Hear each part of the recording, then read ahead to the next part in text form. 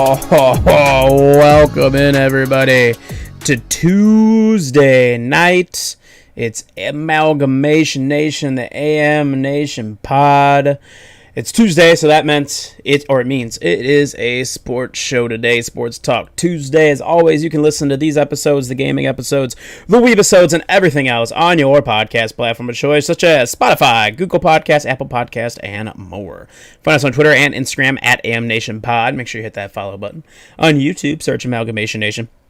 And hit that sub button. If you're looking for merch, the description down below in the episode on the podcast app, it's there. It's teesprings.com/stores/amnation-Undead Red Bull. It's also our pin tweet on Twitter. If you want to be a part of the show, leave a voicemail or text the show at 815-556-9089. Just leave your name and whatever you would like to discuss. You can find David streaming throughout the week, twitch.tv/Undead Red Bull. He's been playing a lot of Valheim lately, so that's what he's doing at the moment. Usually we're on there doing this show as well on Tuesdays, but we're back on Thursdays for the gaming show around 8 p.m. Central Time as well. And that, I think, is all the plugs. Yep, that's plugs. All right, good. I am the anime watching booze, cruising Olivia Munn's legging, John Cena's following, hostess with the mostest himself, Ryan Green Machine Ebner, and I am joined tonight by, from North Carolina, Brendan B.K. Kennerly. BK, how was your little vacation, dude? I never take myself off the mute. I know. I always love forget it. After the intro. I love it. Yeah, I'm pretty consistent now. It's good. I guess that's a good. That's good. That's your bit.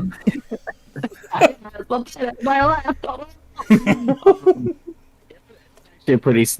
It was a nice trip. Smooth sailing on the drive up. No traffic northbound. Weather was not bad whatsoever. We were expecting just a big snowstorm and all nasty stuff to hit, but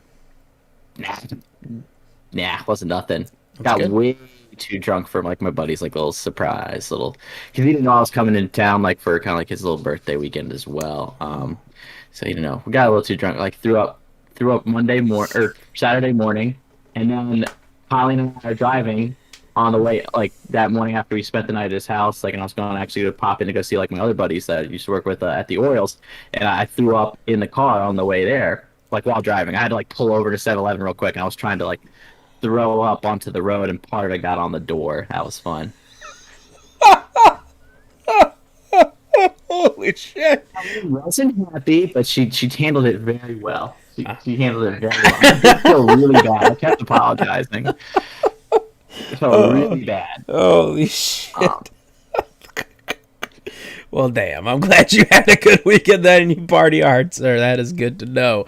Rounding out the crew this evening, Petey, Tahiti, Argus, Pete. How was your weekend, sir? It was good, man. Me and the wife went to Hocking Hills there on Sunday. Did a little hike. While basically there was a part at Hocking Hills. There's this thing called Old Man's Cave. Underneath there's just tons of ice, and it's just on the stairs. So they don't want to mess with any of the nature with it. Uh-huh. So people have to go on ropes, and you're just sliding right on your ass. Just down there. My entire just back half is it's finally recovering now. But, for a good day and a half, have felt awful. And so has Molly as well. But no, it was a fun time. It was a fun time there on Sunday. Yeah, it was good. But I have a question for BK because, talking about, the drinking this weekend, I just want to know, did you do your normal 3:30, 4 o'clock shower in the middle of the night? Did you do that? No. I actually did not. I did not take a VK drunk shower, which was okay. I woke up on the couch, just clothes still on, everything. We actually I fell asleep while we were watching Boondock Saints. I mean, a great American classic movie there. Just for anyone who hasn't seen it, go check it out. Norman Reedus, Willem Dafoe just does a great job in that movie. He's just a treat. He's a delight. He just passed out. That's fucking great. I woke up and I was like, "Oh, don't feel good," and you had to go book it straight to the toilet. And I was like, "I feel better now." And then I was literally just driving. And I was just I was getting the shakes. And I was like, "I don't feel good." Oh, that's the worst. Oh, that is the worst. I didn't. Well, Sunday was a good recovery day. Saturday we had a poker night, and I honestly, the whole time, like before we right when we went to Benny's and we're getting booze and stuff, I was like, we really don't need to drink that much. Because our one buddy was like, do you think a handle of McGillicuddy is good enough, like for cherry bombs, with like how many people we have? And I was like, well, yeah, like you're only gonna do like a couple of shots a person, like because we got to play cards. Like I'm not trying to get completely shit bombed and then play cards. Like I want to have some type of clarity to what I'm doing. And then like an hour in, like the bottle was already like 3/4 gone. Everybody was just doing a bunch of shots. And I was like, fuck, dude, like this wasn't supposed to happen. So I was like trying to I had some water because I'm like I gotta like dilute myself real quick, and then I was drinking a bunch of Bacardi and Coke, Coca-Cola. I wasn't doing no Coke, and just having a good old time. I didn't win though. I didn't win, but that's all right. I'll get them this weekend, motherfuckers. I'm coming for your money, boys. I'm coming for you. If you're listening, I'm coming. But other than that, yeah, Sunday I spent the whole day. Just laying around and like recovering. It's like one of those where like I get up and I'm like, I don't want to do shit. I just feel like ass. And I'm like, God damn it. So yeah, just chilled, and started Attack on Titan today. So I was watching that, and then I'm like, I looked at the time and I was like, oh man, I'd say somebody after the show about it because I was like, my mind already. But I like looked at the time and I was like, shit, I gotta do a show. I gotta turn this off. I got shit to do. And to kick off the show, we got NHL talk. The Hawks are 7-2-1 in their last 10. They were trailing Carolina and Florida in the Central. They are up right now, I believe, still 5-3 on the Columbus Blue Jackoffs. You know what I'm saying? 5-4. Fuck them. Oh, 5-4. Fuck them. now. Yeah. Fuck them. Still fuck them. You know what I mean? But the Hawks are looking really good. You love to see it. They're playing really well, which is just great. Because I think everybody was under the assumption like this is going to be a really, really bad year for the Hawks. So it's been really pleasant to see them picking it up and playing well. Even still missing a lot of key people. So that's also really impressive that they're doing a good job. So. And they're figuring out the goalie situation, which is also good. Sticking with Chicago hockey, the AHL, Chicago Wolves are 7-0. They've scored 34 goals compared to only 14 given up. I'll tell you what, if you don't know, that's pretty good, in case you were curious. Pretty good. I always find it funny because like a lot of people I know are Ice Hogs fans because that's the Blackhawks' affiliate. And I was always like, no, fuck them.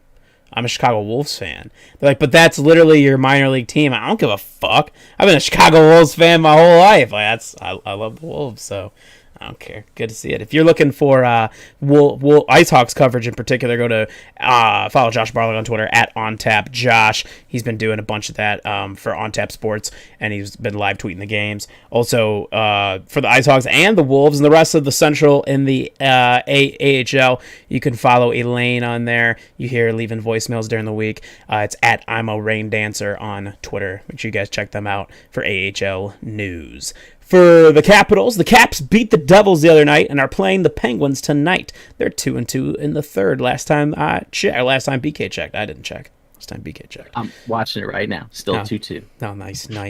And Henrik Lundqvist returns to the ice less than 2 months after open heart surgery because he's a fucking beast. That's why. That's extremely impressive. Extremely impressive. BK, real quick, are you cool? You feel indifferent about how the Capitals have played lately, or what is your feelings? I feel the same as the way they started off a little like almost too hot, and they kind of cool back down. I feel like they've leveled out back now. So hopefully it's just smooth sailing from here on out. I'm just used to the Caps just playing. Almost overplaying in the regular season, and then just letting me down in the playoffs, Stanley Cup playoffs. So, yeah, I try not to get too excited about the regular season. I understand that. Try to stay calm. That a boy. Pete, how do you feel with the Hawks thus far in this early start of the season? It's kind of insane. I mean, a lot of their young players have really stepped up. I mean, as soon as Doc went down, and then who even knows what the heck's happening with Taze right now? Right. I mean, expectations were going to be super low for this team. So, yeah, they've been playing great. I mean, it makes no sense. But, I mean, hey, it's something for us to talk about before baseball starts. So this is great. Yeah, 100%. That's what I'm talking about. Because if they were sucking, I wouldn't have even written it down. I'm like, I don't want to talk about it. Yeah, it's fine. I don't want to do that. And Panarin needs to play for the Hawks, play for the Rangers now. He's taking a leave from the Rangers after a Russian hit piece in one of the papers out there. And it alleges that he beat up an 18-year-old girl back in 2011. And ironically, and maybe coincidentally, this comes out after Panarin voiced his displeasure for Vladimir Putin and backed his political opponent Alexei Navalny. So, yeah, not going to get real political about it, but, that's what it is in Russia. Kind of shitty. Pretty shitty. Yeah. Putin controls all, so there you go. Poor Panarin. Poor guy. But yeah, he's taking a leave from the Rangers, so we'll see how that works itself out. Now, BK, it is my favorite time, and I'm drawing a blank here because I had to open up the audio, but I got it. So now, BK, it's time to take us to the pitch. It's time for BK to take you to the pitch.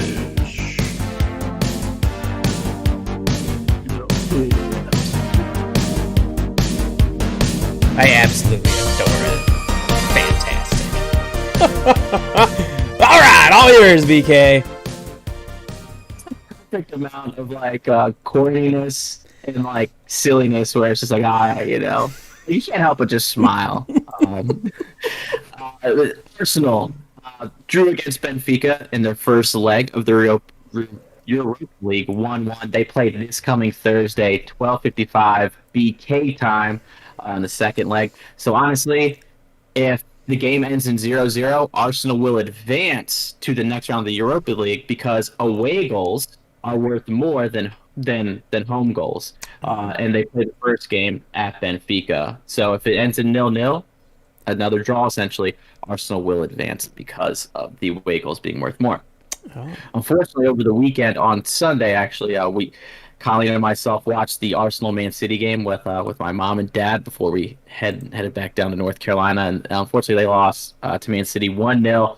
Man City's just kind of been on a roll here, been running away with the league ever since the new year. Liverpool, who was up there with them, has just fallen off a cliff. They've had a rash of injuries here. They had Virgil van Dijk go down, and then they actually lost Jordan Henderson in their most recent game over the weekend as well. So I think they're down around 4 center backs, which is kind of nuts for soccer to be down that many guys.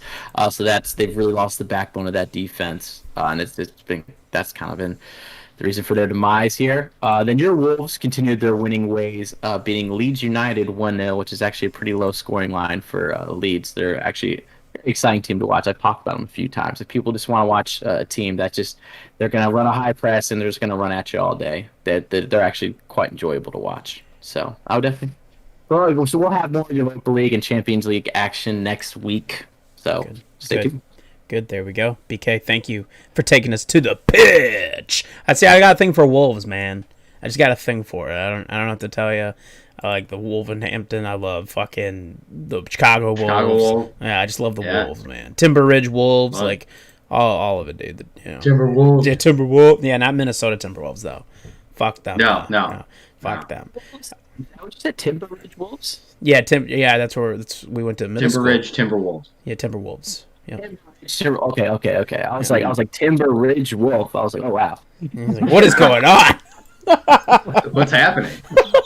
Let's move to the hardwood, not the hardcore. God damn, it's late for me. Hardcore, though. It's hard. Damn it. NBA updates. The Zach Levine and the Chicago Bulls are hot. They've won 3 of their last 4 games. Zach Levine is in the middle of a 31st best scoring month in team history. In case you didn't know, the other 30 months, that would be Michael Jordan, the GOAT. So, there it is. Pretty good at basketball. He's pretty good. Also, Zach Levine named to the All-Star team. First time. It's also the first time the Bulls got a guy in there since, I think, 2015-2016 season for Jimmy Butler. if I'm not mistaken. I think that might be the first one. Pete, your thoughts on the Bulls and Zach Levine having himself a season? I mean, it's awesome to see. People I think forget that like Zach Levine's only 25. Like it's crazy to think about. Just because I feel like Zach Levine, has been talked about for years. Awesome. So glad for him. He's made a lot of clutch baskets for the Bulls so far. And this is just, you were talking about like the Bulls winning 3 of the last 4. This is just props to Billy Donovan. You look at the team that they have. Like, what's really the main difference? I mean, Patrick Williams, yeah, he's been fantastic for the Bulls this year. But other than that, like, this is the same core. I mean, yeah, they've been more healthy. But, I mean, Lowry's been hurt. Wendell's been hurt. So, I mean, there's guys that have been in and out. But still, like, for this team to be where they are, I mean, props to Billy. I mean, they're playing great basketball. So, yeah, but I'm really happy for Zach. I mean, he definitely deserved to be on the All-Star team. 100%. I think there's a lot of getting a lot of what he's working with, getting a lot out of these guys. And you've seen that where look at Thaddeus Young. I mean, just balling out this season, putting up career numbers each week, and that's pretty insane to think about. Kobe White has played really well in his second season as well, and then Zach Levine's really stepped up and been a leader for the Chicago Bulls team. And I know today, when we talked to him about it after being named to the All-Star, he talked about how he just loves playing in Chicago and wants to stay in Chicago. And I hope he does. I hope that, to me, with the Bulls, I really hope they don't move off of Levine. I honestly don't want them to. I really like what this team's doing. Right now they're in the 8th seed. I'm not expecting anything crazy from the Bulls, but I like this vibe that they've got going. And I think that you can keep Zach Levine and grab pieces in different areas. That's kind of what I'm hoping for if you're the Bulls. No, I mean, Zach's not going to probably be a 1A. I mean, he's not. Yeah. He's probably not going to be that. But, like, if you build a culture like Billy's building and you keep Zach there, who is, now an all-star, when it comes to free agency, and I know Bulls fans don't want to hear it because, like, it's like, oh, we never get a free agent. But, like, you build a culture there, money's going to be freed up. Like, people are going to want to come to Chicago. So I think you've got to keep Zach here. You can't trade him here at the deadline. It's got to be for some, unbelievable offer. 100%. Yeah, I've seen on Bleacher Report like every day. They're like, yeah, this is probably one of the main guys going to get dealt. I was like, please, just don't.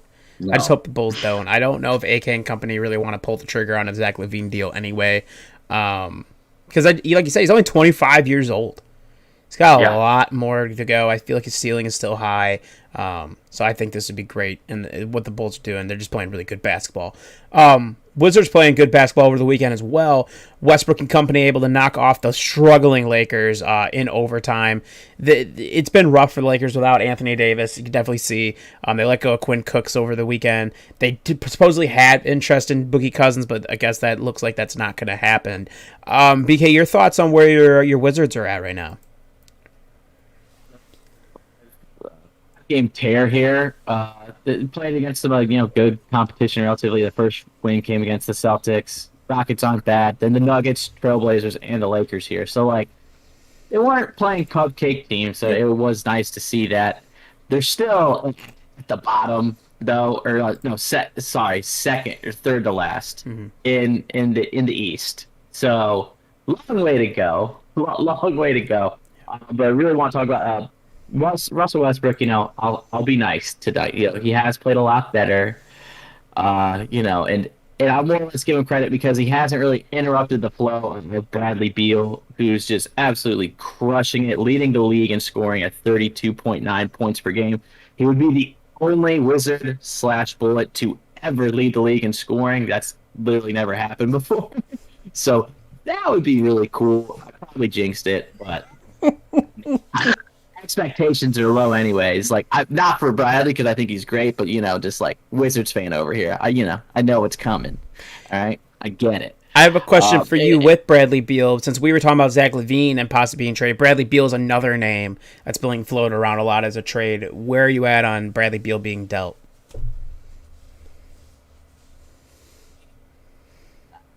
I'd like him to stay, but if he gets traded. It's so weird to ask back for as a fan, what do I want in a trade in the NBA? Because you're just well, do I want expiring contracts? Do I want pick swaps? Do I want protected picks? Do I want unprotected picks? It's a little complicated. So yeah, I guess just like if we do trade him, just get me some protected picks. Protected. Make sure they're in the top 10 protected potentially. Because I do think we have some decent young guys. Denny Avdija, Ree Hakamura playing really well there ever since he came back. So it would be a bummer to see Bradley go. But I mean, this is a team that's building for the future, in my opinion. It's not really this. We just kind of have Bradley. He's still not old. Russell Westbrook's been around the block, playing better. Yep. I'm gonna be nice to him. I'm being nice tonight. It's like Bradley Beal, 27, so it's not like Beal's like old. So, but he's in his prime if the team wants him. If they're trying to make a run, so if the Blazers can just want to just throw out another guard there, because like that's what you just do in the NBA. You just trade for more guards. Hey, if they want to do that and just give us like their draft picks for the next like 5-6 years, sure. You know what? Let's get weird. I dig it. I mean, I understand where you're coming from, right? I mean, you guys are looking more towards the future, and if you have to move pieces, I guess we'll see what happens with that. Either Zach Levine or Bradley Beal get dealt before the trade deadline. We had the All-Star game. We talked about Zach Levine being named. Bradley Beal was named as a starter to get through the Eastern Conference reserves. You had Jaylen Brown, James Harden, Zach Levine, Julius Randle, who's just absolutely fucking balling out. My God, for the Knicks. Ben Simmons, Jason Tatum, and Nikolai Vucevic. Those round out your Eastern Conference reserves. On the Western Conference side, you've got Anthony Davis, Paul George, Rudy Gobert, Damian Lillard, Donovan Mitchell, Chris Paul, and Zion Williamson to close out the reserves there. The Anthony Davis one before the show, Pete and I were talking about, where like that's the one that probably like will get pulled out and they'll add somebody else. Is that where Devin Booker maybe gets in? Could be. Because LeBron was a little upset. Talking about how he's disrespected. I was going to be like, you could have just went and played in Phoenix if you wanted to. Could have. Wow. Facts. Yeah. He gets the run shit around the NBA. He picks where he wants to play. I know how this goes. Come on, man. Yeah, you're absolutely right. Go bring a title to Phoenix next. I'm sure Dan will be excited. Let's get to some MO. So like, I mean, yeah, he'd be literally giving back to the people by like bringing them a championship. That's what I'm saying. Like, why did they haven't played? Give it to someone who deserves one. Yeah. Have one. Should. It's a good point. He can write off on his taxes. There you go. Doing good work for the people out there in Arizona. Baseball wise, Rick Hahn, man, they had him on. They're talking to him, and he said anything less than a World Series win in 2021 would be a disappointment, and that's what I'm fucking talking about. I've been waiting for this feeling, and I am so excited for baseball to start. I was excited last year too, and COVID just kind of like dicked it around, but like I was still excited for baseball to be back, which is great. I mean, it's a good feeling for me as a Sox fan, where it's just been miserable the last decade or so. We talked about, I've ever many times during the Robin Ventura years being texted people, be like, how did you guys do this? This sucks. This is fucking awful. This team blows. And now they finally have it feels like an identity, and they finally have a lot of swagger, and I'm excited for the White Sox to get going, and that's why I was pretty hyped when Rick Hahn said that, because I was like, let's go. I mean, he could have maybe spent a little bit more and got Trevor Bauer, but it's cool. It's cool. Don't worry about it, but we'll figure it out. We're going to talk about this last week, but we ran out of time. There was, I'm going to let you take this, PK, on the percentages, because I just think this is fantastic. Oh, it's you. It's not me. Oh, yeah, it's you. Oh, sorry. Okay. I thought you said Pete. I don't know. I'm going crazy. So last week, Fangraphs came out with their preseason, because season hasn't started yet, for postseason playoff percentages, chance to make the postseason. A lot of P's there, and I can't do the alliteration. A lot of P's. Pip. Yeah. We'll start off with the high end here. Your White Sox, 60.5% chance to make the postseason. Pretty good odds. Pretty good odds. That's what I'm fucking talking about. So good for you, which lines up with what you were just saying with Rick Hahn, saying, World Series win. So, hey, that's got to make you feel good. That's to tickle your balls a little bit. And P2's Cubbies. And also Undead Rebel Twitch TV. I don't know all that, but yeah, he's actually AFK away from the keyboard right now. Oh. So if you go to his Twitch, he's not doing anything. Fun fact. He's not doing anything. He probably had to go to the bathroom. Maybe had to go get food. God damn it. 8% chance. Also not bad. Legal drinking age 21 there. Pretty good. To the best team in baseball here, the Baltimore Orioles sitting at a 0.0% chance. We have less of a chance, according to Fangraphs, than the Colorado Rockies, who just traded away their best ball player. So, like, there was a lot of talk about that. I've fully embraced the suck. Just like, and honestly, if any guy does good, trade him away, baby. Any guy that does good, trade him away. Don't need him. We're still building for the future. We still got another 3 to 4 years. It might end up being 5 to 6, but 3 to 4 years. And also, I don't know if I even brought this up last week, is that the Orioles have the highest ranked farm system that they've ever had in the 37 years that they were recording it. That's 7. They've never had it higher in the 37 years that they've been ranking them.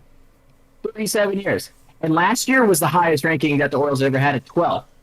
So everything is trending the right direction. It's trending the right direction. Like, unlike Dogecoin, so we need people to hop back on Dogecoin and hold with the diamond hands to get back going in that direction. Every day I look at my account, I'm like, boy, these are losses and losses and losses, man. Losses. Diamond hands, though. You're right. Diamond hands. The 0.0 is nuts because it's the fact that, like you said, they gave the Rockies 0.1. I mean, like, come on, man. Anything could happen. You can at least put 0.1. Christ. Well, hold on. Okay, so I just looked it up for Fangraphs because I guess they've done a little bit of an updated one, like within like the last week or so. BK, you should feel better about this. They moved the Rockies down to 0%. So it's 0% for the Rockies, 0% for the Orioles. The Cubs did go down to 20% exactly. Wow. And the White Sox went up to 62.3. Oh. The baseball moves that happened with all the trades and everything. Yeah. Yep. Okay. That makes sense. Now you're not alone. Now you're not alone in 0, buddy.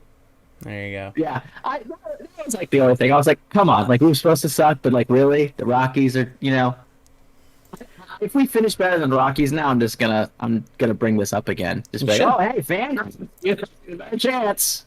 Pieces of shit. All the fucking nerds. The fucking nerds. Holy shit. So we will see how much those percentages are correct. And then, let's see, we are at February 23rd. I would say we're around a month away from the AM Nation Pod MLB Predictions 2021. I'd say we're about roughly a month away. That's what I would say right now. I want to get it as close to opening day as possible. That way, I don't feel bad. Like, if I'm wrong, I'm just wrong. Otherwise, I'd be a little upset. Fernando Tatis Jr. got fucking paid over the weekend. 14 years, $340 million. My God, he's going to be a Padre for a long time. Just an absolute long time. Former White Sox, by the way. Former White Sox player. Yeah. No big deal. We got Tim Anderson. I don't worry about it. You gonna bring it up? I wasn't gonna bring it up. I like Tim Anderson's swagger a little bit more. It's cool. There you go. Hey, it's fun. Seattle Mariners former now CEO Kevin Mather. When they're gonna go and talk about ways to like lose your job, he's gonna be like right up there on top of the list. He was in a Zoom call the other day, I think it was 45 minutes, they said, and he took shots at a former All-Star from Japan and a top prospect from the Dominican Republic for their English-speaking skills. He basically was ripping on them because he said they don't speak very good English. I cannot remember the player's name from the Dominican Republic, but they have him in like a bunch of interviews and stuff like to hype up the season, and his English sounds fine. It's perfectly fine. It's kind of like if I were to listen to like Jose Abreu or Yoan Moncada, like their English is fine. It's okay. It's fine. But the motherfucker's talking shit about that. He's talking shit about, I cannot remember the former pitcher's name from Japan that they had, but it was a really big deal and they got him. And he's talking about how, well, his English wasn't very good and we were paying $75,000 a year for a translator, so we just didn't think that was working out. It's like, you think about $75,000 for a baseball team that's valued at over $1 billion, you're just kind of like, Jesus, what is this dude talking about? But besides the ignorance of those comments, it was also that he said that talking about playing with players' time, like their the time in the minors and stuff like that, their service time. That's the word I'm looking for, service time. Which, here's the thing, every team does that. We know this, but you're not supposed to openly talk about it. So he did. He went on talking about how, like, for one of their prospects, we might have to, mess with his service time a little bit so we get more time on him. And I'm like, oh, Jesus Christ. Like, dunzo. I think he also talked about Kyle Seeger, and who has been on the Mariners for like 10 years, I think. And he's talking about how, like, that contract hasn't panned out. And he's like, yeah, this will probably be his last year here. And Seeger's wife was like, so should we, like, be looking to sell our house now? Or... I feel like if you're thinking that, you should talk to the player about that before you go into this fucking Zoom call. Club buddies? Yeah. For your Rotary Club guys? Yeah. Rotary Club. And now he's gone. He had to resign from his position as president and CEO of the Mariners because he is a fucking idiot. This is exactly what he is. I mean, you wonder why the Mariners have sucked. I mean, this dude's been there since '89. That's why they've sucked. You wonder why, they lost Griffey. You wonder why they lost A-Rod. You wonder why they haven't done shit. I think they're like, I don't think there's anyone else that has a longer streak in baseball without a postseason appearance. I think it's Seattle. Like, it's insane. That's embarrassing. I mean, because you think about Seattle. Seattle's had some really good teams. I'm glad this stooge is out of there. Like, what an idiot. I will tell you, Pete joked about this before the show. Like, baseball's had some great press. Just absolutely great press lately, man. I think we've talked about it. It just, we're like, I forget who said it. We're just like, what's the story going to be next week? Because, like, we just don't know. It's just like something pops up every week where just like, and the crazy part, it's not like players being assholes or being dumb. It's higher ups. I mean, these are high-ranking people in the front office that are just saying stupid stuff, doing stupid stuff, like just being stupid and just racist and sexist, all that shit. It's just, my goodness, baseball couldn't get out of its own way if it tried. Yeah, it's bad. It is not looking good. With that point, we will see what the news is next week for baseball, and if it continues just to get worse, because it might. This is just bad. It's just terrible. Miscellaneous sports news I want to get to before we wrap it up with the NFL. Naomi Osaka absolutely rolled Serena Williams after starting off really shaky. Serena's chase for 24. It looks like it's slowly coming to an end. I know BK was texting me, and he was awake, so I was like, oh, shit. I'll text him about it. I had the Australian Open on. And right at the end, like the way she walked off, I think we immediately texted each other, and we're like, is that it? Does that look like that might have been it? Like, at least at the Australian Open, like that was it. And that'd be really, really a damn shame. Serena Williams, one of the best to ever do it. Truly one of the GOATs of sports, not the Tom Brady bullshit, but truly one of the GOATs, Serena Williams. Osaka is going to be a force for years to come, and she did beat Brady to win back-to-back, not Tom Brady, to win back-to-back Australian Opens. BK, your thoughts there on Serena Williams on the end there?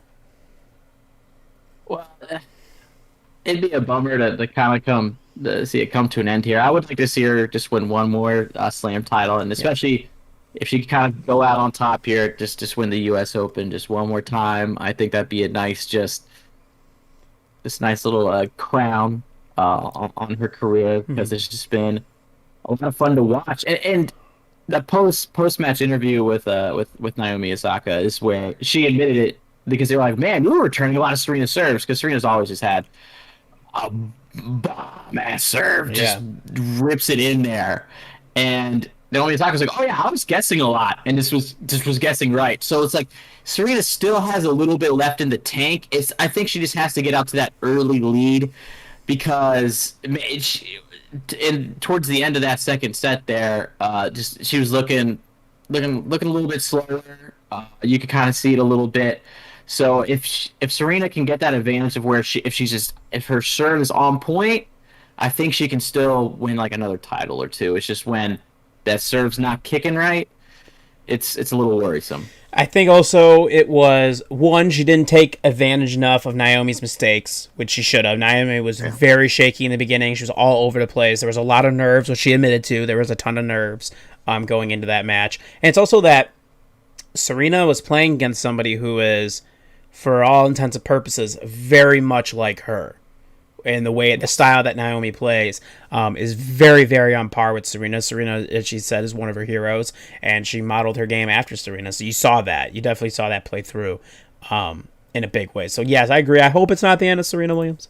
I hope that she gets to go out there and at least get one more. That would be great. Be fantastic. But Osaka, she is a beast. I'll tell you that. Yeah, that girl is a beast. She's a tank. She is. She is. She's built just like Serena, and honestly, like. Yep. Now that her hair is like longer too, because I remember Naomi when she like for the longer hair, like kind of like Serena's, Serena style. Like, I mean, the body types are just just like you could honestly just almost like get them confused, just because they're built so similar. They're beasts. Yeah, 100%. Djokovic claimed his 9th Australian Open title. It's his 18th overall. He's now 2 behind Rafael Nadal and Federer, both sitting at 20.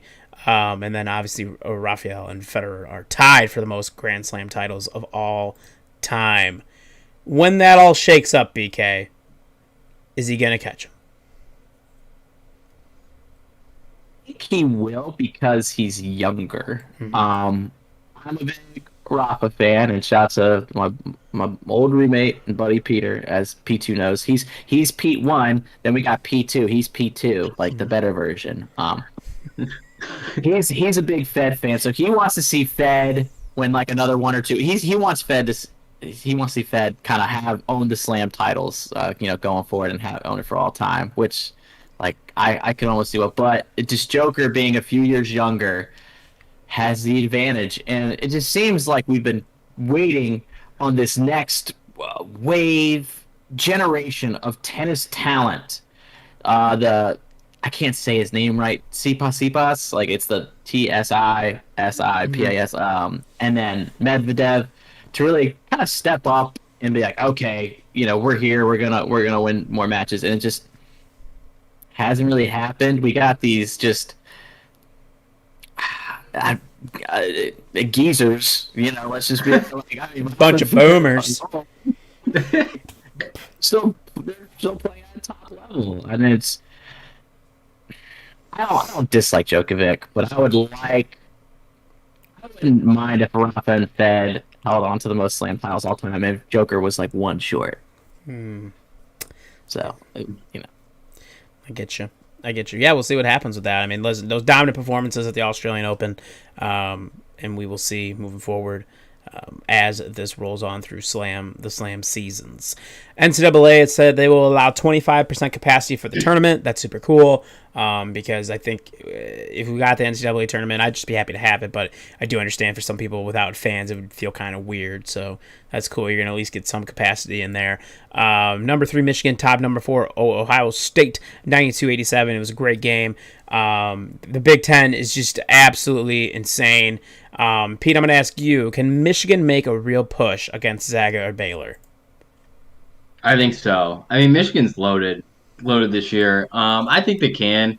It's unbelievable how good Gonzaga and Baylor have been, and that's honestly been the question the entire year: is like Gonzaga or Baylor or the field. Yeah. And it is crazy to think about, and especially how March Madness is going to be, where it's going to be like 1 through 64, and obviously they have the playing games, but they're going to be ranked just like that. It's not going to be based on geography, nothing like that. which is kind of funny because you would think almost that Gonzaga and Baylor might have to play each other if it would come down to maybe a Final Four. Like maybe Baylor would be in the South and then Zaga would be in the West. Like maybe they might do something like that. Now it's just going to be 1-2. But I think Michigan's got a chance. Michigan's deep this year. They can score really on anyone. And Juwan Howard has done a fantastic job there in Michigan. And for them to still be playing well and to beat Ohio State, for them to only play like a few games the last few weeks because of COVID, whether it was issues with their team or teams they were playing, it's been a strange college basketball season. I mean, we've seen like teams that have been dominant, like Duke, Kentucky.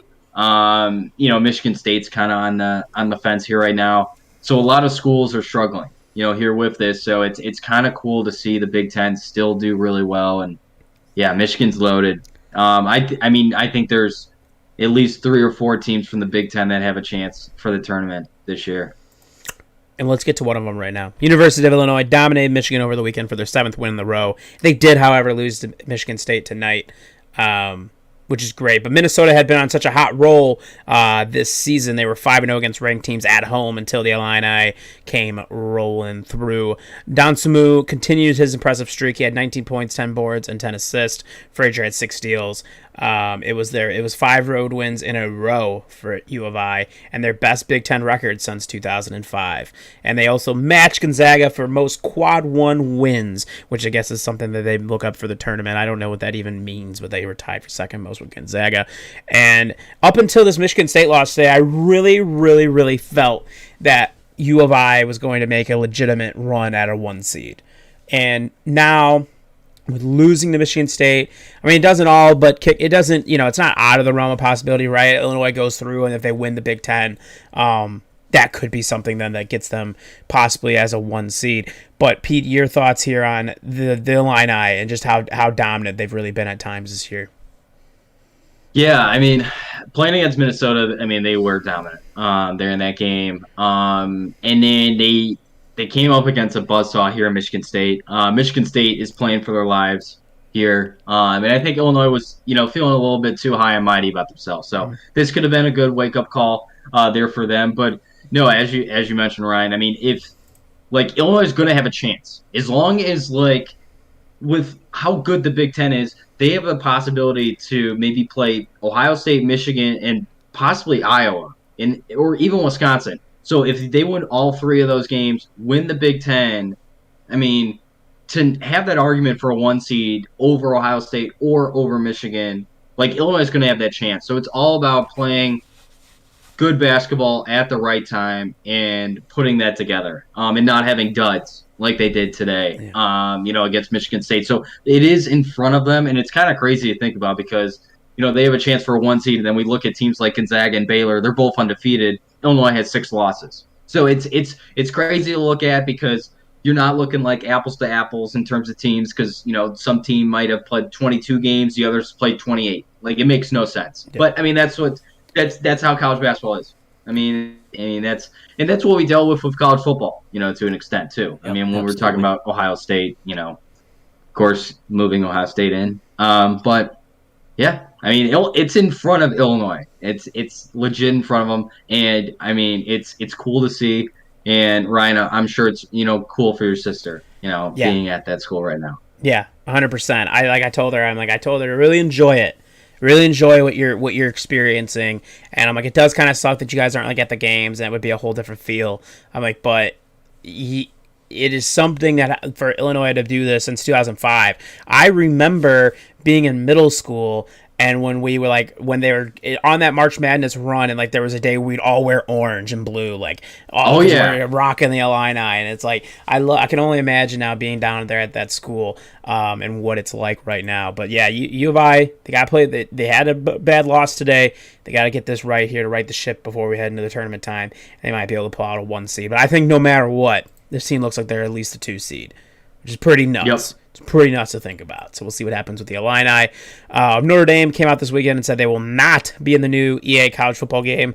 Sorry, Pete. Until players can receive payments for their likeness. I guess we're not using the Fighting Irish, boys. Guess we're not doing Nope.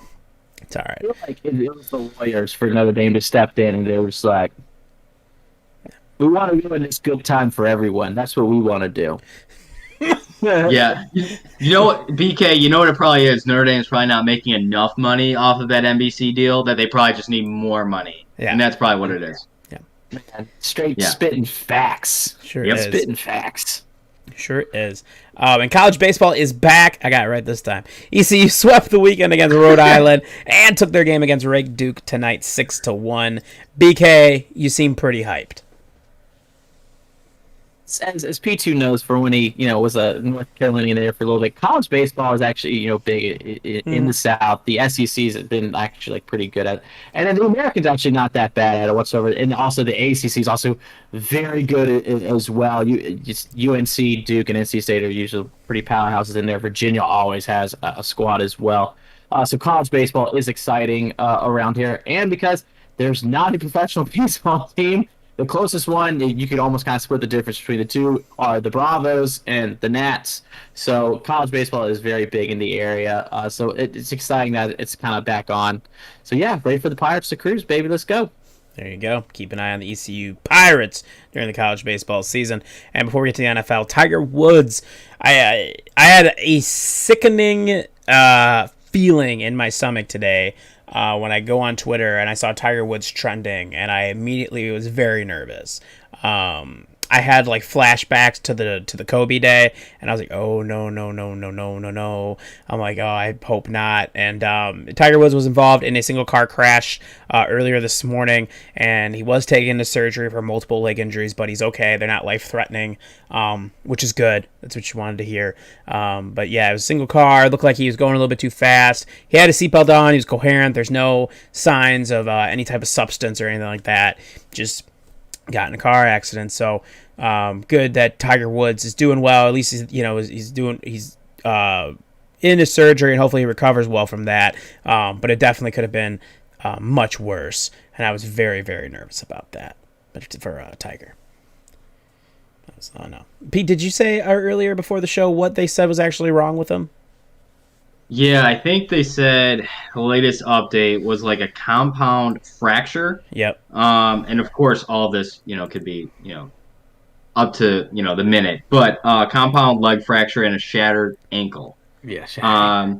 Which is insane for Tiger because, I mean, obviously, thoughts and prayers, for his, first of all, for his health. Let's not even think about his professional career. Mm-hmm. But you got to think, just in terms of his professional career. Like, he's already had so many injuries when it comes to his back and his legs, and so many things have been worked on for him to even get to this point. That for this to happen, you got to ask yourself, is Tiger done? Like what else? Tiger, is one of those athletes, Mount Rushmore, in terms of go after it mentality. Can he make it through this? Yeah, he probably can. But what is Tiger gonna be? Really from, here on out as a golfer. That's a good point. Who knows? Yeah, that's tough. Because at least for me, I would love to see Tiger catch Nicklaus, and it would just be fantastic. Tiger Woods said Mount Rushmore. There's no doubt in my mind that man is the Mount Rushmore of GOATs, as we'll say. Like he is. There's no doubt. And the dominance that was Tiger Woods. Yeah, I think he just had back surgery in December, and it was already kind of leaning that way. Like, okay, well, he's not going to probably play at the Masters. What was going to happen after that? Hoping the Tiger, like you said, health-wise, speedy recovery. What happens professionally, though, yeah, that'll be tough to see. I think for this, too, I think part of it would also, for Tiger, would be that would really be shitty for him to go out not on his own terms.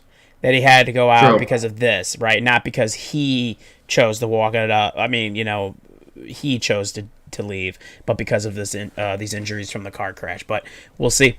We'll see what happens with Tiger. I know, BK, you said he's done, right?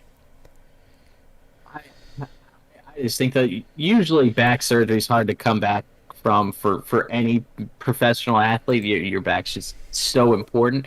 And I just looked it up because I was like, how many back surgeries has he had? He's had 5 back surgeries, and he's had 5 knee surgeries. Like, and then you add this too, and like, and the whole thing is like, and like with golf, is that you do use your lower body a lot, and like your hips, you have to get that motion through, so it's a lot of back and like the legs, and it's just, I mean, I would love to see him catch Nicholas. I just don't. It was gonna be iffy, just after all the surgeries and everything like that, in my opinion, to kind of come back and play at that elite level, and just, I don't know, Brooks Koepka's so good, and then Justin Johnston's so good too, that I don't see it. Not to be a Debbie Downer, Yeah. just I'm just calling it like I see it, and not trying to be a butthead about it. Yeah, I know. I understand. There's a lot against Tiger here, but we'll see. Hopefully, like I said, he has a speedy recovery. And glad at least he's okay. That was my thing. I was like, oh, son of a bitch, dude. I'm like, we just lost Daft Punk after 28 years. I was all excited because Bobby Shmurda was out. I was like, let's fucking go, baby. And I'm like, oh, fucking A, man. The year, they can't give you too many good Shmurda things. was. I didn't know until like I saw all these like tweets. I was like, what's a Bobby Shmurda? Damn, that a boy. I didn't know about his dance either. I don't even think I had heard his song. Threw his hat in the air, and then his hat returned to him like Thor. I was fucking hyped. I love it, dude. Fuck yeah, dude. Bobby Shmurda's free, baby. Let's get to the NFL news to wrap this up. Carson Wentz was dealt, and god damn, bless whoever you pray to, that it wasn't to the Chicago Bears for a 2021 third-round pick and a 2022 second-round pick that can become a first. There's just certain qualifications that need to happen. That means now 0 quarterbacks drafted from 2009 to 2016 are on their original teams. BK, I'll start with you. Your thoughts on Wentz to the Colts? Deal for the Colts. They had Rivers come in there, and he played like Rivers. I don't think he played great. I don't think he played bad. He just didn't take him to that next level. He was like the stopgap. And I don't think the Colts thought that Wentz was going to be on the market. Going into like last year, I don't think anyone thought Carson Wentz was not going to be a Philadelphia Eagle for the foreseeable future. So I think they made a really good trade, not giving up like a guaranteed first round pick for Carson Wentz, who went number 2. It's a really good trade, and then this really puts the Colts in a good power position in terms of like bargaining to get free agents now. Like, oh hey, like whether they're trying to bring back T.Y. Hilton because he's a free agent. So this Wentz, hey, you're gonna have Carson Wentz thrown to you, like blah blah, like or if they're reaching out to a free agent wide receiver, whoever it may be. There's a lot out there. Another tight end because they're kind of weak in the tight end. Not to mention J.J. Watt, who's like he's a free agent now. That I guarantee you, Carson Wentz is in that pitch to bring in J.J. Watt because I know they have to be banging on his door. Hey, come help make the defense better. Oh, by the way, we have a quarterback who's been there. Who's played a great season before, who's played in the playoffs. Actually, no, technically he has not. No, yeah, he did, right? Didn't he play a year ago? Yeah. Okay. Yeah. Yeah. Good. Yeah. I wasn't sure if he was hurt then, too. I couldn't I don't think remember. so. I think you're good. A really good trade for the Colts front office, as much as that I dislike that team. And it's more or less just the owners. So, really good for them. Pete? No, I mean this is a perfect spot there for Wentz. I mean we've been talking about this for for months. I mean this was the perfect spot for him to go to. The Frank Reich connection. You looked at Indy. Indy's already a good football team. They really just needed a quarterback. You look at this from the Eagles' perspective. My God, thank God that everybody in Philly is like thinking, thank God Houston exists. Because if Houston didn't exist, everybody would be pooping all on Philadelphia as a franchise. Like, my God. So Carson Wentz this year is going to count, I think, $34 million against the cap. To not even play a down, $34 million. And guess what? The Eagles are in talks about trying to draft a quarterback at 6 overall after they just drafted Jalen Hurts. So maybe Carson Wentz will actually be good at quarterback with Indy because maybe he'll be in a franchise that knows what the hell they're doing. Maybe that's it. Where you have a good offensive line, good running backs. BK mentioned, like, you got to bring back T.Y. or you got to go, to the free agent pool when it comes to wide receivers. But this is going to be set up for him where he doesn't have to do everything like he did in Philly. This is a perfect spot for him. And, yeah, the second round, that could turn into a first round if he plays 70% of the time. Like, great move for the Colts. And then Eagles, Do they have any idea what they're doing? Probably not. They really have no idea. But yeah, I mean, this is what we thought was going to happen. And I know, Ryan, you're thrilled that he's not going to the Bears because the Bears would have given up 2 first-round picks. That's my problem, because I like Carson Wentz. I'm really big on Carson Wentz, and I think he could be really good. But like you said, this is the perfect combination for Carson Wentz. He gets Frank Reich back as his head coach. It's moved great. He was offense coordinator when Carson Wentz was the MVP for 10 weeks of the year before he got hurt. He's got a great offensive line, a really good running game. That's a good team. And if he would have came to the Bears, it would have been a poo-poo offensive line. We don't know who's going to be your receivers besides Mooney right now, and we don't have a direction because our front office is probably getting fired next year. So, yeah, I mean, you're right. They probably would have given up 2 first-rounders, and they've been like, do you want like a second-rounder on top of that? Like, what else do you guys want? And I was just like, holy shit, please stop. Like, just don't get bamboozled here. I don't want them to get what happened to them when they traded up with San Francisco to happen again.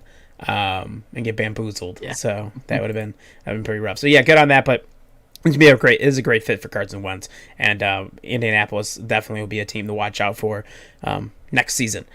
Rose reports stating that the NFL is asking networks to pay double to broadcast games and contract talks per CNBC's Alex Sherman. Kind of makes sense because the NFL is trying to recuperate as much money as they can, just like many sport leagues are.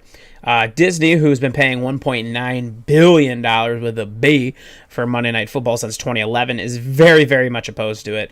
In addition, though, to the Monday Night Football game broadcast, the company's contract also entitles it to highlights for use on ESPN, in addition to branding and streaming rights.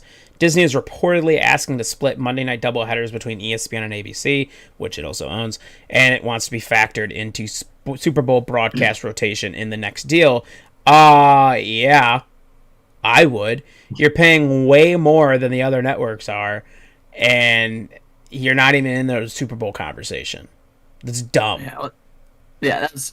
Whoever was negotiating for ESPN back in 2011 they were just idiots, because I remember I've read a bunch of articles about that when it happened. Apparently, no other major outlets were paying over $1 billion for Monday Night Football. Apparently, like, they severely overbid by like $500+ million for Monday Night Football, and part of that was just ESPN, and at that point in time thought people were gonna keep having traditional cable TV, and then this whole thing streaming came out, and it just really fucked them. Yeah. To put it in perspective, so Disney pays $1.9 billion right now. Fox pays $1.1 billion. CBS is on the books for $1 billion, and NBC pays $960 million for Sunday Night Football, and also DirecTV, which is owned by AT&T. They pay $1.5 billion a year for the Sunday Night Tickets broadcast. That was reported earlier in the year. Yeah, if you're Disney at this point, right? One, Monday Night Football product kind of sucks. I'm not gonna lie, it kind of does. They just cannot. I mean, I didn't mind the broadcast booth this time around, but they just have a really hard time finding a good combination there to get it work. I mean, it was better than Booger, but like everything was better than Booger and Jason Witten. So that's true. I get that. But if you're Disney and you're sitting there and you're like, we own ABC. Like, why aren't you using ABC more? Using ABC at least in the Super Bowl conversation. I understand why you're not going to get a Super Bowl on ESPN. I kind of get that. But you can at least try and get it on ABC. Yeah. I mean, I just think it doesn't make sense for how much they paid. And not only that, like, you don't get the Super Bowl. Second, you think about all those other, like, CBS, NBC, Fox, they get to flex their games, basically. So they get to kind of pick and choose. Monday night, guess what? That game is picked in April. It's not moving. Yeah. Like, that's the game that you have. So you think about it. I mean, I get it. You have your primetime slot, Monday night, nothing else really to do. I get that. But, like, you also had no flexibility, and you don't have the Super Bowl. So, like, yeah, Ryan, perfect point. Why don't you explore, since you own, ABC, putting that on for Super Bowl? Why don't you do that? It's, pretty bad. It is awful. So I definitely, if I'm them, I would look into that because that's not rough. And like Disney said, they're not going to pay because if you want them to double, that puts you at $3.8 billion a year. I can tell you right now, Disney's going to tell them to kiss our fucking ass. Go take your Monday night games and stick them on Amazon Prime or Twitch or wherever you want to do it. But it ain't going to be us. And speaking of Amazon and Twitch and Prime, didn't Disney just get Fox for less than that? So why oh yeah, Fox Studios, yeah, 100%. Yeah, that is true. That is a good point. Speaking of Amazon, Jeff Bezos, we know he's stepping away, right? He said he's got to go work. He's working on other projects that need his time. Amazon's in good hands. It's cool. Is he gonna buy the Washington football team, BK? I think a lot of people there would sign up for it. The Snyder era of the Washington professional football team has been rough. Gross. Put it kindly, rough. So, and I mean, you get one of the richest guys in the world. Richest man in the world right now, yeah. Okay, the richest. He can inject a lot of money. And yes, the NFL has salary cap. I understand that, but he can really get the ball moving on putting that team in a new stadium because FedEx sucks. It's a gutter stadium. It's not good. It's already falling apart. It's just gross. And then the seats up top because it's FedEx Field and all that stuff. Most of the seats are burgundy, but then they add the FedEx color seats at the top, so it was orange, purple, and green. It was gross. And I didn't mean to say seats, but they put covers over the seats because they weren't selling out. So they removed seats and they put up these it kind of they put up poles and they put covers over these seats that couldn't be sold anymore. And so that's what they brought in the other colors, and it just looked so nasty. So I know I feel like a lot of Washington football fans would be excited about that. And since they're technically not the Redskins, they can actually explore moving to Washington, D.C., just because that was the whole thing. They couldn't play in D.C. because of the whole Redskins moniker. So now that I guarantee Bezos, he has a huge house in Washington, D.C., so he probably has a lot of pull down there, politically, because, Amazon. Yeah. So something can happen. If you're a Washington football team fan, you got to be pumped if Bezos buys the team. It's only going up from there. Yeah, I know they posted on their website new name, new everything coming 2020, ready for 2022. Which I guess that assumes this year we're still going to get the Washington football team for one more year. But if you get Jeff Bezos in there, like I said, he's going to inject, not money into your cap room, but he's going to inject so much money into the franchise itself, whether that's marketing, the stadium, everything else. He'll be able to do that. And he's rich as fuck, like I said. So richest man in the world, past Elon Musk again. So fuck it. It's one of the only things you got left to do if you're that rich is to buy a sports team. So maybe Jeff Bezos is going to buy the Washington football team. Pete, do you think Jeff Bezos should buy the Washington football team? I think it'd be awesome. They would just, say hell with the whole FedEx name, call Prime Field. Boom. That would be, that would be sweet. Yeah, we're going to the Prime. Let's go. Let's go. And then when they're going to rebrand everything, it's not going to be this whole, stuff. It's all going to be Amazon colors. They're all going to look like Amazon workers as jerseys. It's going to be great. So yeah, I'm going to love it. Let's do it. Let's do it. I'm trying to look up because Amazon. There it is. So Amazon actually owns the arena where the Seattle Kraken are going to be playing some hockey. That's called Climate Pledge Arena, and everybody ripped on them for that. So I hope if he does buy the Washington football team that yes, he fixes this time around when he decides to rename the field and it's something way cooler, like Prime Field or something. That's fine. I'll take that. Yeah. How do you not name your arena the Amazon? How do you not? How fucking gnarly would that be? It wouldn't make any fucking sense that you're playing the Kraken in the Amazon. That doesn't matter to me. It would just be cool. You got to come to the Zon. You got to come to the Amazon. I just think that's dope.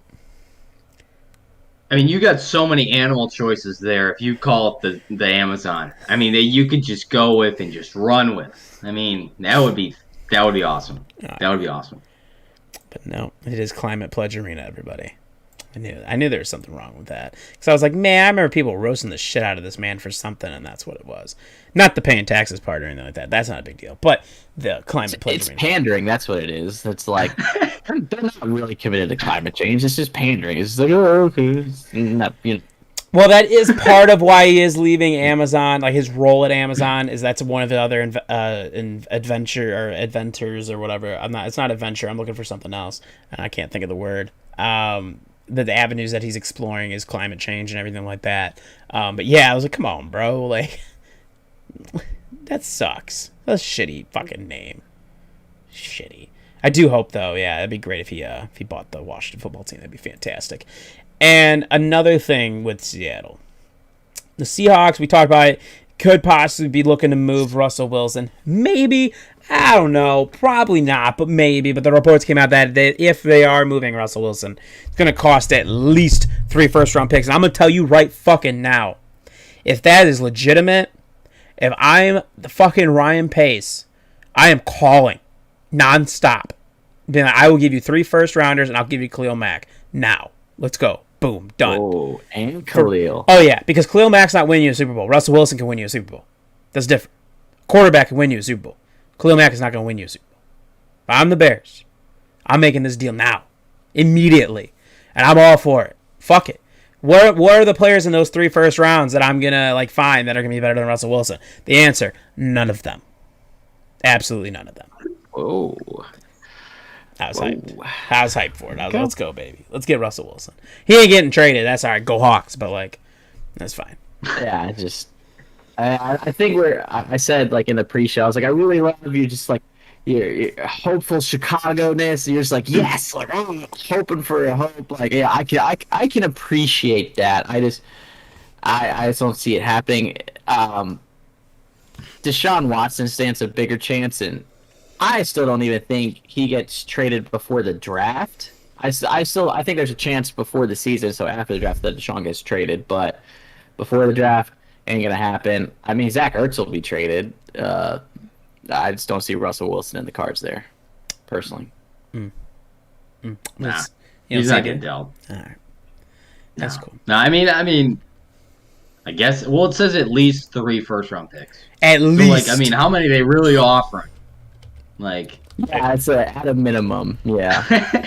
Well, how much would you? Well, I guess it's hard to ask either one of you, because you guys have quarterbacks. Yeah. Oh yeah, yours is arguable, but you got Pete. I know for sure you're kosher down there. Russell Wilson, if you're a franchise and you need a quarterback, realistically, how many first round picks are you willing to give up for Russell Wilson? For me, 3 is no doubt. I'll give up 3. I think the most I'd give up is 4, though. I don't think I'd give up 5. I don't think I could do it. No, that's too many. 5's a lot. I'd give up 4. Yeah. I could honestly be I think 4 years, picks. 4 first round draft picks. Yeah, 100% for Russell Wilson. I think so. Wow. Did you count, man? If you're doing that, that means you have. If you want to win that trade, you have to win. Yeah, you have to win within those 4 years. Yeah, 100%. You have to either. I mean, obviously it's tough to win the Super Bowl, but you at least have to get to the game. If you're giving that up. Yes. Exactly. Yes. Yeah. That's what I was saying for the Rams when they made the Stafford trade. Is that okay, if you don't win the Super Bowl, that trade was dumb. I'm sorry, that trade was dumb because they don't have a first round draft pick. It's for the next 5 or 6 years. Yeah. Yeah, it's insane. It's insane. Good. I don't know, and that's why the whole Watson trade wasn't making any sense to me because I was like, you're getting to a point of diminishing returns because you really just screw your team over for the entire future. You go, it's it's kind of compared to the NBA when the Nets brought in an aging Kevin Garnett, Paul Pierce, and Jason Terry. When they brought all those guys in and completely leveraged their future, it set that franchise back like nearly a decade. Like the Nets are like just recovering, like essentially like last year and into this year. I mean, it took so long. I'm all for like tanking to like get better and then do that, but like completely leveraging the future like that much, I don't know. That just I think gives it's me tough. uneasy feelings. I think it's tough because Deshaun Watson is only like 23, 24 years old, 25 years old. Whereas, like, Yeah. I mean, that's 10 years at least you're looking at of Yeah. some solid Deshaun Watson. So maybe you are more willing to say, okay, I can give up 3 to 5 first-round picks, sacrifice 5 years, because that still gives me another 5 years or more with Deshaun Watson. You know, right? When you think of it that way, I understand guys like, you know, Russell Wilson isn't even really that old either, but No. when you start to really look at it, league 9 years. I think so. Frank, I see your Cutler comment, and I don't take Cutler slander, sir. Okay. He said the Bears get Cutler a franchise contract. They can make good trades after that. All right, man. Come on, man. Jay Cutler, greatest Bears quarterback of all time. Is what it is. It's 32. 32. Ooh. Ooh. Okay, all right. So, but it's like, I guess it comes down to: do you think Russell Wilson's the next Drew Brees, Brady? Peyton Manning, Brady, exactly. This guy who's going to play super late into his career because, like I said, he's 32.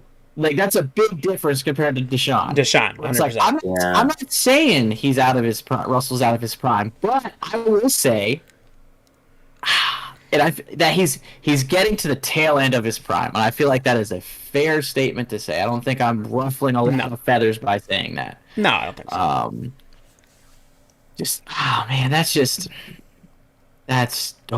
That makes me uneasy feelings as a fan. And I'm not a Seahawks fan. Like, ugh. Well, Ryan, besides your Bears, okay, what team would honestly? I mean, Indy was an obvious spot before the Wentz deal, but like, what team? Like, could Miami do this? Like, if I would say Miami could probably be a team that you would look at on the outside of that or right on the inside of that and be like, okay, I could see that. I mean, they were in the talks with Deshaun Watson as well. It's a little different with Wilson, but I could still see them going for Wilson. You know, you have a team like the Jets or the Giants who just want to be really relevant, and New York or Russell Wilson does have this like thing with New York City, so maybe that's a thing. Besides, I mean, Washington, New England, you know, to Washington. P2, what about this? Like, I'll float this out there, not to piss off all the Cleveland fans, but like, what if Cleveland put together a package? They sent Baker back to the Seahawks and threw in maybe not 3 first-round picks, but like a couple. And because I think the Browns are set up, like they're in a great spot, like they're on the cusp. And you know, not trying to throw out a whole lot of Baker slander here, but like Wilson's an upgrade. Wilson's an upgrade. Can you see Cleveland doing that? I feel sorry for saying this to Baker, but I'll help him back. Yeah, you make that deal. I mean, you make if you're the Browns, you're in a win now like territory here. You see the rest of the division. It's going to be you in Baltimore. Pittsburgh's got a lot of question marks right now. You know, the AFC, it is obviously going to be tough with Mahomes out there in Kansas City, but like you get a guy like Russell Wilson, if you're trying to build like a culture and keep that going, like how do you say no? I mean, there's not many holes on that Browns team. I mean, there's some, you know, pieces on the defensive side that they kind of have to work through, but like you put Russell there, that's a stable guy. That made me think of something I want, and I wasn't going to end the show on this, but I'm going to now. Colin Cowherd earlier was doing his tiers for quarterbacks, right? And the entire state of Ohio lost their mind. Absolutely lost their mind. First, I will tell you, so he did his top 6 quarterbacks, right? His top 6, Patrick Mahomes, Tom Brady, Aaron Rodgers, Russell Wilson, Josh Allen, and Deshaun Watson, right? Those are his top 6. Yeah. Then he had his right after his below that were like second tier, right below that tier. Lamar Jackson, Justin Herbert, Derek Carr, Jimmy G, Matt Ryan, Kyler Murray. And Ohio was upset at the Baker Mayfield slander, they called it. Now, I could probably sit there and tell you, I'll make the argument why I would pick Baker Mayfield over, let's say, Jimmy Garoppolo, right? Yep. I mean, now I will say Jimmy Garoppolo did in his first full season as a starter got to a Super Bowl. I'll give you that. But he's injury plagued, and I don't think Jimmy G's like that great. I could probably do that. Matt Ryan, I can't put him above Matt Ryan because Matt Ryan was an MVP. Matt Ryan also got to the Super Bowl and almost won the Super Bowl. Right? I'm going to put him above Matt Ryan. Derek Carr, over the last couple of years, has a rating over 100. Derek Carr's quietly been a really good quarterback. So I don't know if I'd put Baker over that. And I was okay with the argument of like him getting into that second tier. But there were people. There was Browns fans saying he should have been in the top 6 overall quarterbacks. Baker Mayfield should have been on a list with Patrick Mahomes, Aaron Rodgers, Russell Wilson, Josh Allen, Deshaun Watson. Are you serious? No way. No way, man. Serious? I mean, no way. No. I mean, any rational football fan's not going to say that. There's no way. I mean, is Baker a top probably 12, 13 quarterback? Yeah. He's probably in that range. Yeah. Mm-hmm. He is better than Jimmy. I don't know how Colin Cowherd put Jimmy Garoppolo there. I mean, did he watch any of the Niners games? Because he's handsome. Like, I mean, seriously. We're saying now with Bill O'Brien a little bit. I think that's what's happening. The dude had 8 passes in the NFC Championship against the Packers. The dude had 8 passing attempts. Okay, like, are you serious? Like, and then the game before that, they destroyed Minnesota on the ground. And then, when the Super Bowl happened and he actually had to make plays, he couldn't make plays. And then, he's injury plagued. So, like, no, he's not going to be there. But, the Matt Ryan right now, I don't know. I mean, because Matt's up there in age. Has Baker gotten better? Yes. But, like, I mean, some of those guys up there, there were question marks. I mean, Derek Carr, I don't know. I mean, Derek Carr has had a couple good years. Yeah, he has. Yeah. But, I mean, is Baker a top 6 quarterback? No, he's not. No. That's just stupid. This is February football sports talk. Let's just be ridiculous. I love it because I was just like, as soon as I saw him, like, okay, like I understand why you guys might be upset. Maybe you'd like him on that second tier list, like top 10 quarterbacks. Maybe like I mean, for me, I'll take Kyler Murray over Baker Mayfield. I'll take Justin Herbert over Baker Mayfield right now. Obviously, Lamar Jackson, an MVP. I'll take Lamar Jackson over Baker Mayfield. I would take Derek Carr over Baker Mayfield. Matt Ryan is iffy, but I'll lean it, and I'll give Matt Ryan the benefit of the doubt. The Jimmy Garoppolo is the only one where I was like, okay, I don't know. He was injured all last year. I don't know. That's not good. But like as soon as I started seeing put him in the top 6, he got us to the playoffs. I was like, all right, see, this is why people don't root for you guys. When you get like this, this is why it's shit like this that drives me up a fucking wall. This is why PK shits on the Browns. This is what it is. I don't blame him. I mean, we did pick them though. We picked them to beat the Chiefs. So that's cool.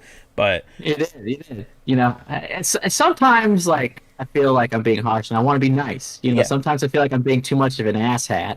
And I'm like, yeah. And then like I also do it maybe as like an olive branch like to like Molly, so maybe like the next time she gets like intoxicated, she just doesn't just come at me like a spider monkey, just with the insults and everything. So, well, I think I know why. I know why maybe Cleveland was all about having Baker as the top 6 quarterback. Maybe because their basketball teams lost like 9 or 10 straight games. Maybe that's why they're all about the Baker, because they're like, team already stinks. We're already moving on. Cavs blow. Yep. So that's probably what it is. Yeah, I agree. I just think like when you really break it down and you look at like the top 12 teams in the NFL, we'll take the Browns out of it because they are in the top 12. If you take the Browns out of it, like it's really hard for me in a lot of those places to be like, well, I would take Baker over this quarterback that they have, right? Mm-hmm. I mean, the Saints are one of them because you don't know what the fuck's happening in New Orleans. Like we don't know, is Drew Brees done? Is he not? Like I don't know. Couldn't tell you. But you really look at the rest of them, it's really difficult, like, I take Baker over like a Kirk Cousins. I would take Baker over a Big Ben right now. I would do that. I would make those type of moves. I would honestly probably take Baker over Tua. I would probably do that because I haven't seen anything from Tua that makes me be like, he's special, right? Where you look at Justin Herbert, where I was like, oh shit, okay, this dude, that guy's the dude. Dude's got it. This guy's got something. Joe Burrow, I would take Joe Burrow over Baker Mayfield. I think there's something special about Joe Burrow. It's really difficult, and I think Browns fans get this feeling, well, like everyone just wants to poo-poo on us, and that's not it. It's just Baker Mayfield's not a great quarterback. He just did a good job. That's what he did, and that's great. Yep. I think he's going to continue to improve over with Stefanski. He should, but like, just temper yourself a little bit, bring it down a little bit. Yep. Where you think Baker really is. That's all. It's like me when I love Mitch. I know where Mitch is at, bro. He's in the bottom 10 of the league, bro. I know where he goes. It's fine. It's okay. Honestly, like that list also kind of pissed me off. Like, look, like I understand Lamar had like a slight down year, but like he won an MVP. Josh Allen hasn't won one, and I understand Josh Allen had a great year, but fuck off. Fuck right off. Like I like Josh Allen as a passer much more than Lamar Jackson. I do too. But like Lamar Jackson, actually, let's see. Like, all right, looking at it. So like the past 2 years, Lamar Jackson. So this year, 64% completion percentage. The MVP year, 66. So not bad. Josh Allen. So this year, 69%. Hey, that's great. Last year, 58. Nice. Yeah, he had a bad year. Yeah, he had a bad year. Okay, and the year before that, he was 52% as like the starter. And Lamar Jackson, and he didn't really start until the end of that year, his rookie year, 58%. So like, I just don't understand. Like, I think a lot of it has to do with, like, okay, for instance, like you're putting Brady at 2. Is Tom Brady really the second best quarterback right now? The answer is no. The answer is absolutely not. There is another number 12 that is better than Tom Brady, and that man's going to win the MVP. Yeah, Aaron Rodgers, fucking stud. It's just fucking stud. And then, like, I mean. Well, no, I was just gonna say. I mean, Ryan, you were talking about this like earlier, like just running off the different quarterbacks. Look at the NFL. The NFL has so many good quarterbacks right now. Yeah. I mean, they really do. I mean, there's only a few teams that like you look at it and you're like, what the hell is that? And I mean, like that's really about it. I mean, there's just a few out there that are like that. I think the quarterback position as a whole in the NFL, I mean, is played, at a fantastic level. I mean, there's an argument, for, like we were just talking about, like that second mid-tier, bottom first tier, whatever. There's so many guys that you could throw out there that it's like, for you to say that, like, Baker's, like, 14 instead of, like, 8, it's not that big of a gap. No, it's not. Like, it's really not. I mean, and it's all about, like, scheme and everything. Frank says, Bears. Yeah, that is one of those teams where you look at the quarterback situation, you're like, boy, that's fucking gross. That's fucking nasty, I didn't say that. No, I knew you weren't gonna, but I will. I understood. And, me and the honorary Bears fan here, BK, we know.